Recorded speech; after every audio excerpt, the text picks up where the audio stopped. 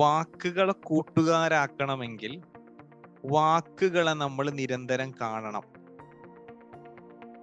വാക്കുകളെ കൂട്ടുകാരാക്കണമെങ്കിൽ വാക്കുകളെ നിരന്തരം കാണണം. നിങ്ങൾ ഒരു വാക്കിനെ എത്രത്തോളം കാണുന്നുവോ അതിനനുസരിച്ച് ആദ്യം അപരിചിതനായ വാക്ക്, പിന്നെ പരിചിതനായ വാക്ക്, പിന്നെ കൂട്ടുകാരനായ വാക്ക്, പിന്നെ സ്നേഹിതനായ വാക്ക്, പിന്നെ നിങ്ങളുടെ പ്രാണനായ വാക്ക്. ഈ പ്രാണനായ വാക്കെത്തുമ്പോഴേ നിങ്ങൾക്ക് ഹൃദയത്തിൽ നിന്ന് പറയാൻ പറ്റുള്ളൂ. അല്ലെ? ചില ആളുകൾ പറയുന്നത് കേട്ട് കഴിഞ്ഞാല് ഇവരെങ്ങനെയാ ഇപ്പൊ ഇത് പറയുന്നതെന്ന് ആലോചിക്കും. അത് ഹൃദയത്തിൽ നിന്ന് പറയുന്ന, കാരണം ആ വാക്കുകളെ അവര് ഹൃദയത്തിലേക്ക് എടുത്തത് കൊണ്ടാണ്. നിങ്ങൾക്ക് ഒരിക്കലും ഒരു പ്രാവശ്യം വായിച്ചിട്ട് അതേപോലെ ഹൃദയത്തിൽ നിന്ന് പറയാൻ പറ്റില്ല.